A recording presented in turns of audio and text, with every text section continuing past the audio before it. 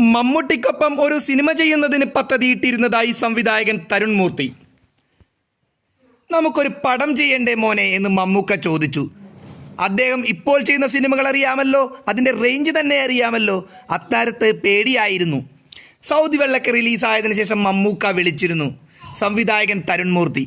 അതെ, മോഹൻലാലിൻ്റെ ഏറ്റവും പുതുതായി പുറത്തിറങ്ങാൻ പോകുന്ന സിനിമയുടെ സംവിധായകനായ തരുൺ മൂർത്തി കൗമുദി മൂവീസിന് നൽകിയ ഇൻ്റർവ്യൂവിൽ പറഞ്ഞ കാര്യമാണിത്.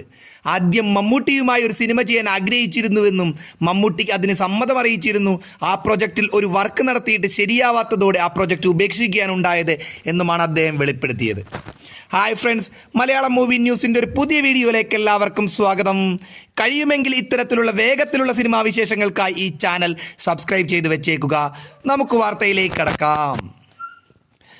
മമ്മൂട്ടിക്കൊപ്പം ഒരു സിനിമ ചെയ്യുന്നതിന് പദ്ധതിയിട്ടിരുന്നതായി സംവിധായകൻ തരുൺ മൂർത്തി. സൗദി വെള്ളക്ക എന്ന സിനിമയുടെ റിലീസിന് ശേഷം മമ്മൂട്ടി വിളിച്ച് അഭിനന്ദിച്ചിരുന്നു. ഒരുമിച്ച് ഒരു സിനിമ ചെയ്യുന്നതിനെക്കുറിച്ചും അദ്ദേഹം പറഞ്ഞു. ഒരു കഥ കണ്ടെത്തുകയും അതിൽ കുറച്ചുനാൾ വർക്ക് ചെയ്യുകയും ഉണ്ടായി. എന്നാൽ ഉദ്ദേശിച്ച രീതിയിലേക്ക് അത് മാറ്റാൻ കഴിയാതെ വന്നതോടെ ആ സബ്ജക്റ്റ് ഉപേക്ഷിക്കുകയും പിന്നീടാണ് മോഹൻലാലിനൊപ്പം തുടരും എന്ന സിനിമ ചെയ്തത്.